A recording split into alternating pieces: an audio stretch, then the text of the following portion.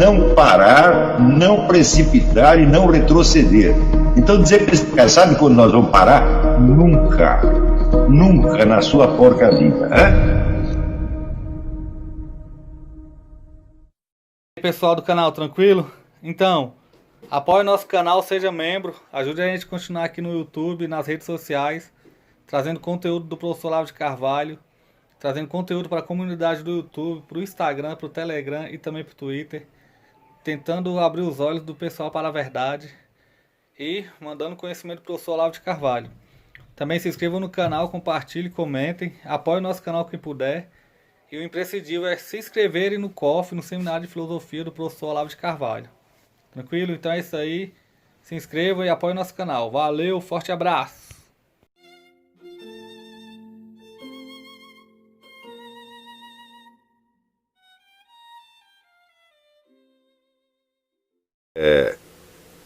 Muitas vezes, quando se pergunta o que é a verdade, a resposta vem no sentido material. Quer dizer, a verdade é isto, assim, assim, assim. Em vez de nomear, vamos dizer, as condições gerais que permitem distinguir a verdade do erro. Tá certo?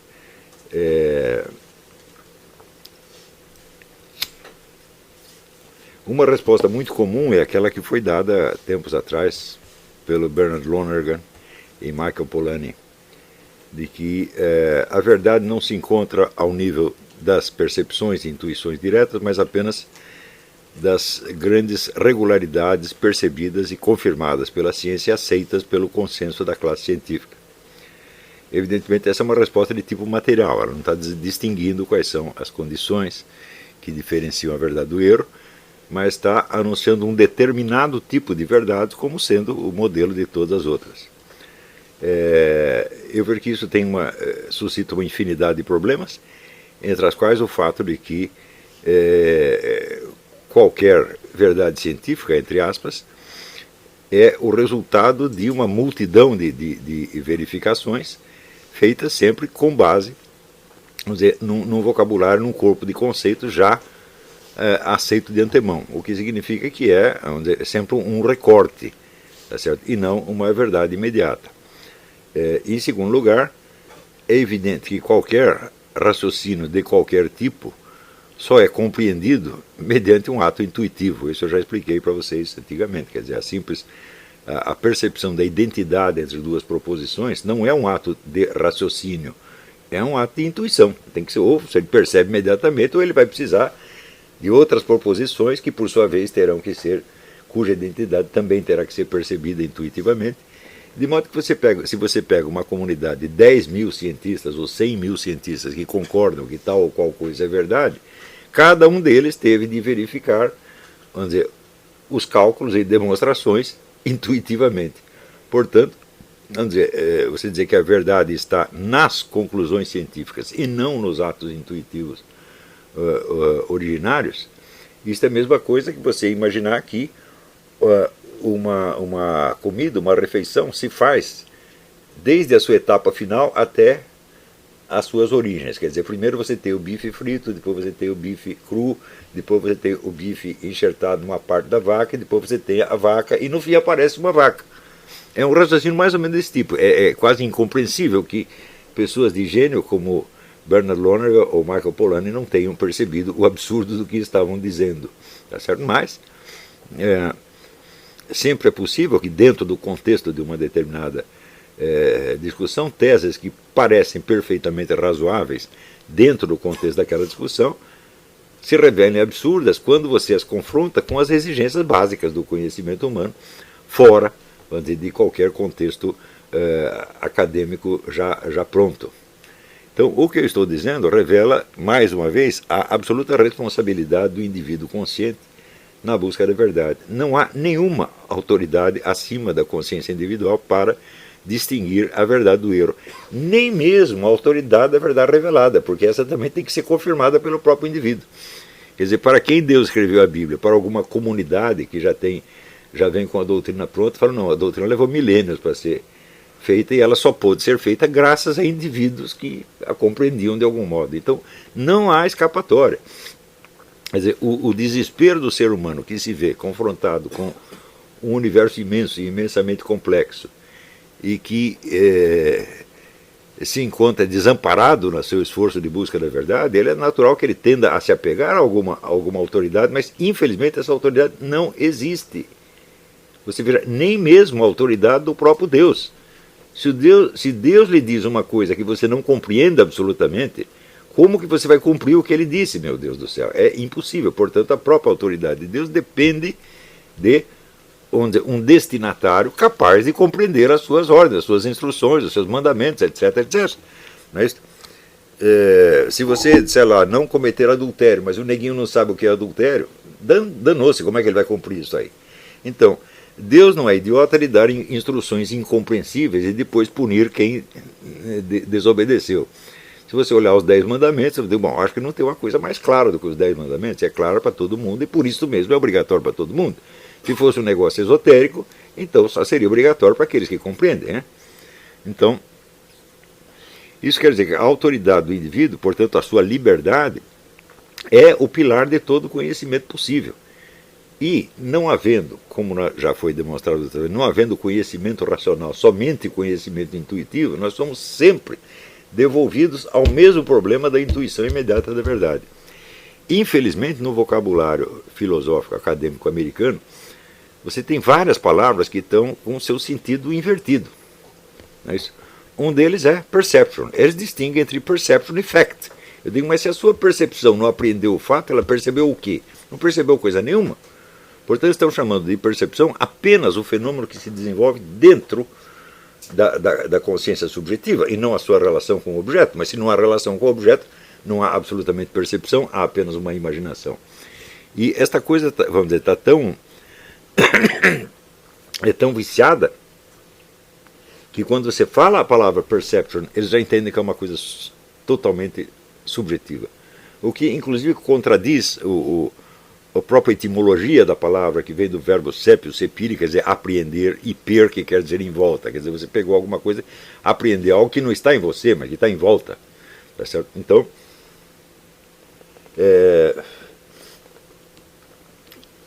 se aceitamos este princípio de que a verdade é só aquilo que a comunidade científica nos impõe, então, em primeiro lugar, nós estamos esquecendo qual é a origem cognitiva das conclusões científicas, que é, vamos dizer, a repetição de atos intuitivos por milhares de pessoas que convergem na sua atenção a um mesmo objeto e ali apreendem mais ou menos o mesmo conteúdo verbalizável, descontando o não verbalizável. Pior, este conteúdo tem de ser verbalizado nos mesmos termos e nos mesmos conceitos por todas as pessoas. Isso quer dizer que do conjunto de elementos concretos que formam um fato, só pode ser percebido cientificamente aquilo que já está previamente recortado nos seus conceitos. Tá certo? Isso quer dizer que o que nós entenderíamos por verdade seria uma série de recortes mais ou menos soltos, tá certo? Que não podem formar um conjunto de maneira alguma, de maneira que o sujeito falar em visão científica do universo é uma coisa absurda, isso não existe, jamais existirá. A ciência só tem visão daquilo que ela pode averiguar por seus próprios métodos e não há nenhuma possibilidade dela fazer isso com relação a um objeto chamado o universo. Tá certo? Então se constituiria desses pontos e teria que admitir ainda a hipótese totalmente imaginária de que esses pontos não são jamais contestáveis.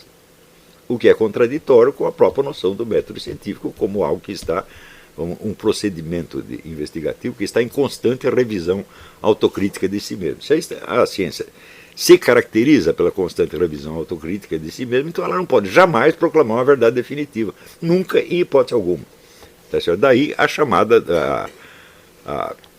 vamos dizer, o subterfúgio praticamente inventado pelo Karl Popper de que o que a ciência produz não são verdades, são hipóteses ainda não derrubadas. E isso é verdade. Este preceito do Popper é verdade e é universalmente aceito pelas mesmas pessoas que acreditam na autoridade universal do consenso científico. Então, você vê que basta isso para que o consenso científico seja uma coisa totalmente absurda, impensável e de fato inexistente. Você pega as grandes questões científicas que estão em discussão no momento, como essa coisa de aquecimento global, não existe consenso algum. cada grupo proclama que o seu consenso é o consenso de todos, quando o outro lado diz exatamente a mesma coisa. Né? Do mesmo modo, quando você vê as discussões sobre teoria de evolução, que prosseguem cada vez mais acirradas, cada um dos lados proclamando que o outro não tem razão de ser, quando o simples fato de existir prova que tem razão de ser, quer dizer que as duas hipóteses são absolutamente são viáveis enquanto hipóteses, elas não são demonstráveis. Tá certo? Eu até hoje não vi nenhuma prova definitiva a favor ou contra a teoria da evolução, e eu acredito que não existirá jamais, porque o campo de observação é praticamente ilimitado. Você dizer, a totalidade da vida biológica sobre a Terra. Eu digo, bom, isso é inabarcável, não tem como você chegar a uma conclusão disso aí, tá certo? Então, você pode aceitar uma hipótese, pode raciocinar, não aceitar, mas pode raciocinar em cima de uma hipótese como em cima da outra, e o erro provém de você tomar essa hipótese como sendo uma verdade finalmente, definitivamente demonstrada. Isso não tem como fazer isso. Essa, vamos dizer, é uma atitude de pura autoafirmação grupal. Quer dizer, é uma presunção de poder. Quer dizer, nós estamos com a verdade e você não tem o direito de você colocar isso em questão. Tá certo? Daí que o fato de que frequentemente se recorra a boicotes, sacanagens, mentiras, difamação, etc., o que mostra que a discussão científica já degenerou e não é científica mais há muito tempo. Então, a autoridade da ciência, se existe, é a autoridade da consciência crítica, tá certo? Que está continuamente se corrigindo e que deve atenuar, vamos dizer, as certezas estabelecidas e favorecer sempre a busca de novas descobertas. Essa é a única autoridade que a ciência tem. Ela não tem autoridade de fazer nenhuma afirmação objetiva sobre a realidade. Absolutamente nenhuma. Tá certo? Nem nos setores mais modestos. Né? Você veja, por exemplo, a discussão que existe há 50 anos a respeito das comidas gordurosas. Se elas matam ou se elas são indispensáveis à salvação da humanidade. Ninguém sabe. E isso não é nenhuma questão, vamos dizer, de abrangência universal. É apenas um detalhe técnico da terapêutica. Nem isso os caras sabem, tá certo? Então, a existência da dúvida científica é uma condição indispensável para a existência da própria ciência. Tá certo? Agora, o Lonergan, quando ele propôs esse negócio, ele tinha como modelo a teoria copernicana, quer dizer, o heliocentrismo. Né? O heliocentrismo é algo que desmente a percepção intuitiva e, no entanto, é verdade.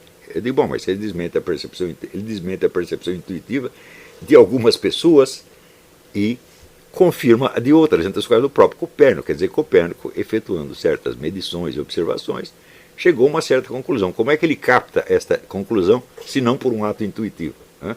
Então isso quer dizer, Copérnico intuiu a verdade corretamente, enquanto outros estavam apenas intuindo um conjunto de aparências, supondo-se que a teoria copernicana esteja provada definitivamente que não está, aliás, até hoje não está, e creio que não estará jamais.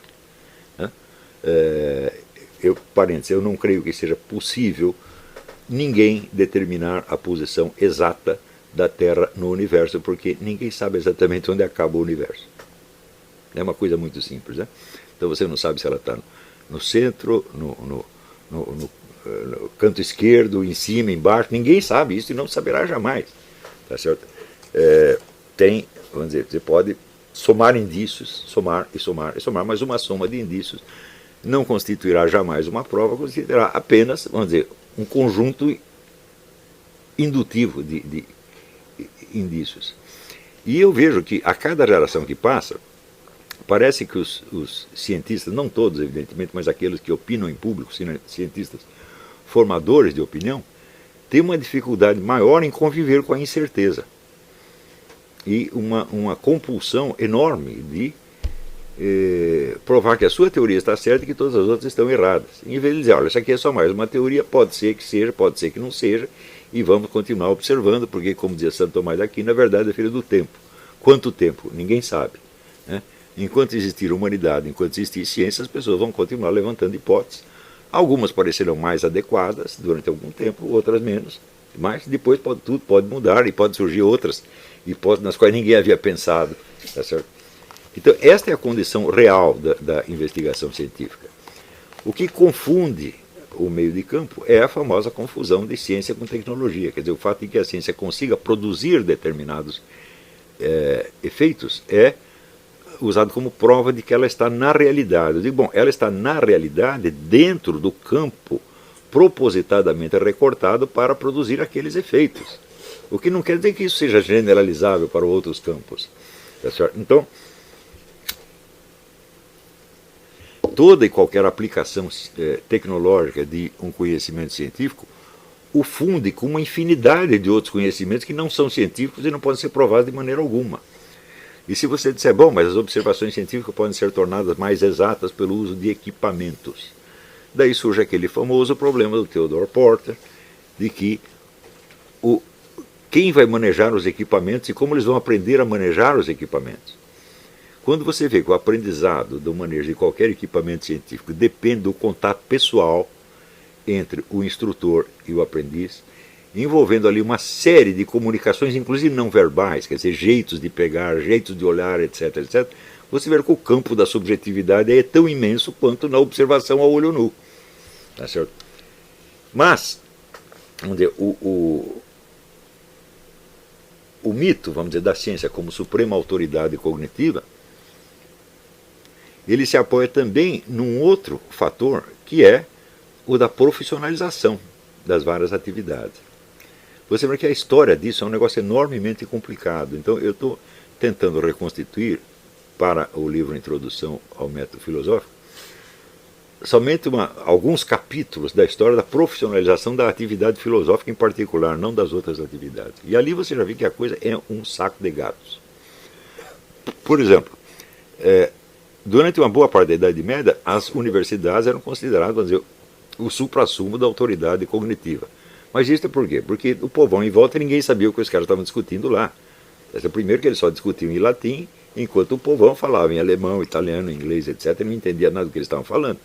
Então era, por assim dizer, uma autoridade mítica, né, que vagamente se confundia com a autoridade da própria igreja, que na verdade não tinha nada a ver com isso, porque as universidades surgiram como entidades independentes, não foram fundadas pela igreja, tá certo? E muitas vezes se colocavam em oposição à igreja. Com o advento da reforma protestante, a coisa se complica mais ainda, porque as universidades aí, já apropriadas em parte pela igreja e em parte pelos governos locais, muitos dos quais tinham aderido ao protestantismo, se tornam centros de defesa intransigente da sua respectiva ortodoxia religiosa e automaticamente perdem a autoridade cognitiva e começam a aparecer outras entidades de tipo acadêmico que não davam diploma, simplesmente o sujeito estudava e o professor atestava que o aluno era bom, que era ruim e tal, mas não conferia um diploma. Então, aí você tem um recuo da profissionalização. Isso aí por volta do século XVI. Né? E daí surge também uma infinidade de intelectuais e cientistas que estão fora da universidade, mesmo porque as novas modalidades de estudo e de investigação, que marcam o advento da chamada ciência moderna, requeriam equipamentos que as universidades não tinham. Então você precisava achar um príncipe, um conde, alguém com dinheiro que financiasse, né, a compra ou construção dos seus equipamentos. Então a ciência começa a se desenvolver fora da universidade e você tem uma espécie de desprofissionalização. Você vê que muitos dos grandes cientistas modernos não eram cientistas no sentido profissional. Descartes nunca foi remunerado pela sua atividade científica, ele era um militar aposentado e tinha uma renda da fazenda dele. Tá certo? Leibniz era um diplomata de profissão, Bacon era juiz de instrução e assim por diante. Quer dizer, eles estavam em outras profissões, não eram cientistas profissionais no sentido moderno da coisa. Alguns eram, tá certo? Outros não. Então você vê que aí o perfil profissional, tanto dos filósofos quanto dos cientistas, já tinha se dissolvido, tinha virado uma coisa de uma variedade imensa. Acontece que, vamos dizer, a partir do século XX, sobretudo da segunda metade do século XX, a tendência à profissionalização de toda a atividade intelectual é muito acentuada, e a profissionalização corresponde, então, vamos dizer, a uma hierarquia baseada na posse de certas credenciais escolares. Por exemplo, no Brasil, para ser um ascensorista, você precisa mostrar um diploma de escola primária, senão você não é aceito. Quer dizer, para você contar de 1 a 10, até do primeiro até o 10º andar, você precisa ter um diploma da escola primária. E assim por diante. Ora, o que acontece é o seguinte, é que isto, vamos dizer, foi uma promessa de que a educação universal eliminaria as grandes diferenças socioeconômicas. Mas isso é materialmente impossível, porque se você formula certas exigências curriculares, até para as profissões mais modestas, de sapateiro ou assessorista, nas profissões mais rentáveis, você exige mais credenciais escolares ainda, de maneira que o sistema todo sobe sem mudar a estratificação interna. É exatamente o que aconteceu, o que é demonstrado pelo Randall Collins no livro de Credential Society. Né? E aí, pessoal, estamos mandando aí caneca para todo o Brasil. Muito obrigado ao pessoal que ajuda o nosso canal aí adquirindo as canecas. Também é uma forma da gente interagir. Muito obrigado. Também valeu aí pelas dicas, pelos comentários aí positivos ao nosso canal. Muito obrigado mesmo. Isso aqui é uma forma da gente manter o canal no ar. Tranquilo? Tamo junto aí, galera. Forte abraço. Muito obrigado a todos. Quem quiser é só encomendar. Essa daqui já vai para São Paulo, Rio de Janeiro. Todo o Brasil a gente manda. Valeu, tamo junto. O que a direita não aprende comigo, a esquerda pelo menos tenta aprender.